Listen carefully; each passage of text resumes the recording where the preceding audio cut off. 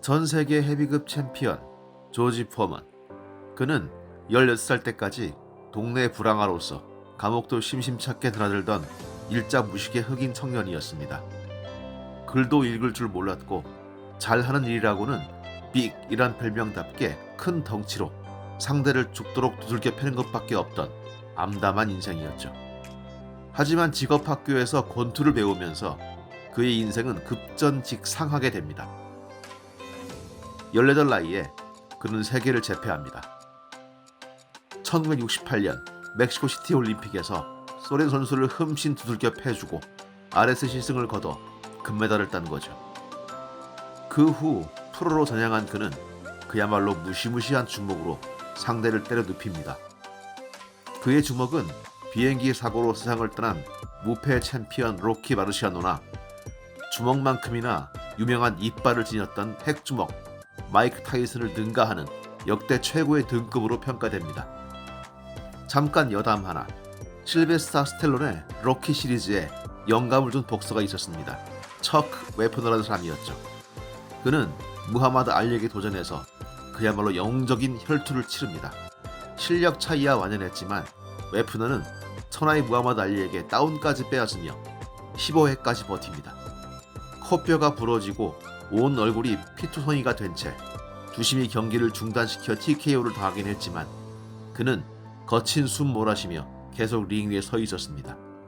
이 경기를 지켜본 실베스타 스텔론은 영감에 사로잡혀 영화 로키의 시나리오를 쓰게 되는 것이죠.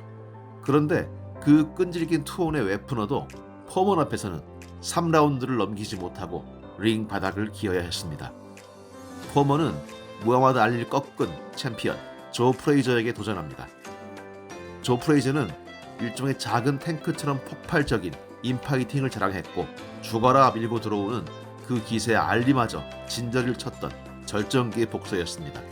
하지만 포먼의 주먹 앞에 그는 거의 어린아이처럼 당하고 말았습니다. 주먹 한 방 한 방에 온몸을 움찔움찔 거리다가 1회에 3번, 2회에 3번 낮아빠진 끝에 KO 당하고 말았던 거죠. 조지 포먼은 가히 세계 최강이었습니다. 당대 헤비급의 최고 기량으로 꼽힌 켄 노턴이 도전했지만 그 역시 개구리처럼 고꾸라지고 말았습니다. 39전 39승 36KO. 포먼의 적수는 없어 보였습니다. 그때 한 물이 아니라 두 물쯤 간 복수로 보이는 무하마드 알리가 도전장을 내밀었습니다. 7살이나 위였던 알리가 한창 전성기를 맞이한 젊은 챔피언 조지 포먼의 주먹을 피해갈 수 있으리라고 생각한 사람은 없었습니다. 하지만 포먼은 경쾌하게 도망다니는 알리를 뒤쫓다가 지칩니다. 그리고 8라운드 알리의 스트레이트성 잽을 맞고 휘청이더니 이내 쏟아진 말벌 같은 펀치에 그만 나가 떨어지고 맙니다. 마치 무엇에 홀린 듯한 KO패였죠. 그 이유를 포먼은 이렇게 설명한 적이 있습니다. 누구도 나에게 일어나는 법을 가르친 적이 없었다. 즉 때려 눕힐 줄만 알았지 자신이 캔버스에 누리라고는 상상해 본 적도 없었고 그 충격이 그의 몸을 내리눌렀다고나 할까요. 그 경기 이후 재기에 노력했지만 별 성과를 거두지 못한 포먼은 쓸쓸히 은퇴합니다. 그리고 무하마드 알리는 포먼에게서 빼앗은 타이틀을 스핑크스에게 내주었다가 다시 찾아와 헤비급 타이틀을 3번씩이나 차지한 위대한 복수로 남았죠. 알리는 포먼과 여러모로 라이벌이었습니다.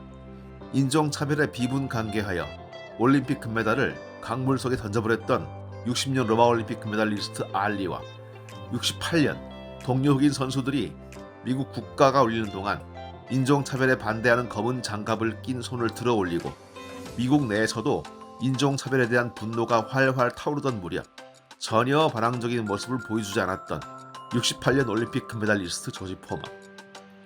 캐시어스 클레이에서 이름까지 무하마드 알리로 개명하며 이슬람 교도가 된 알리의 마스터기라도 하는 듯 은퇴 후 목사가 되어 예수를 믿으라고 목청을 돋운 포먼. 알리는 20세기 가장 위대한 스포츠맨으로 추앙을 받지만 포먼은 그의 첫 은퇴 후가 더 드라마틱했습니다.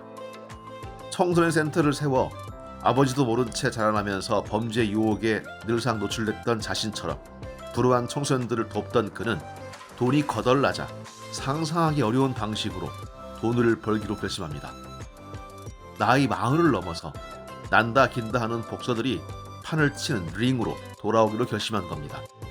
그것은 해외 토픽감이었습니다.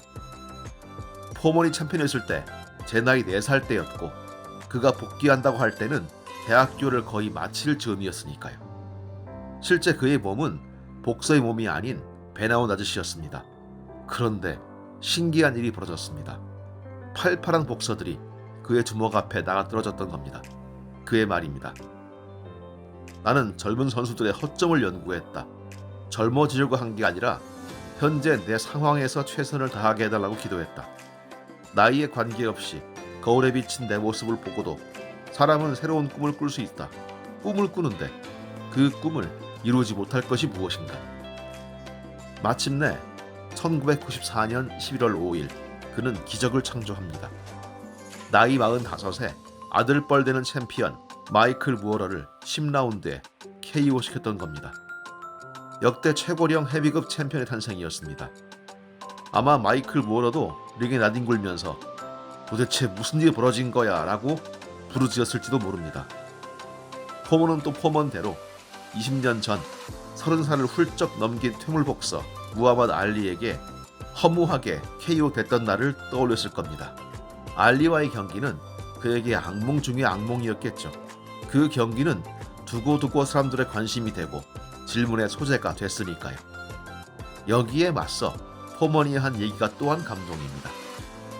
그 경기는 내게 가장 치욕스러운 경험 중 하나였지만 그걸 지워버린다면 내 인생의 가장 중요한 부분이 날아가는 것이다. 과거를 포용하는 것은 중요하다. 그러나 과거의 실패를 통해 배우되 과거의 노예는 되지 말라. 과거의 삶은 당신의 미래의 방향을 좌우할 수 없다. 그는 사업에도 성공했습니다. 그의 이름을 빌려주고 사업에도 동참한 프라이팬 사업에서 그때까지 권투로 본 돈보다 더 많은 돈을 벌었습니다. 무하마드 알리가 불굴에 투사했다면 조지 포먼은 낙관적인 승부사였습니다. 너는 안 된다, 너는 못한다 하는 말을 무시하면 당신은 뭔가를 이룰 수 있다. 나를 보라. 내가 목사가 된다고 했을 때 사람들은 네가 무슨 목사냐, 권투나 해라 고 얘기했을 것이고 내가 다시 권투하겠다고 했을 때 사람들은 권투 선수하기엔 너무 늙었으니 목사나 하라고 했다. 그러나 나는 다시 노력하고 있다. 바로 그 노력과 의지로 그는 1994년 11월 5일 그가 힘도 못 쓰고 잃어버린 세계 헤비급 타이틀을 되찾았습니다.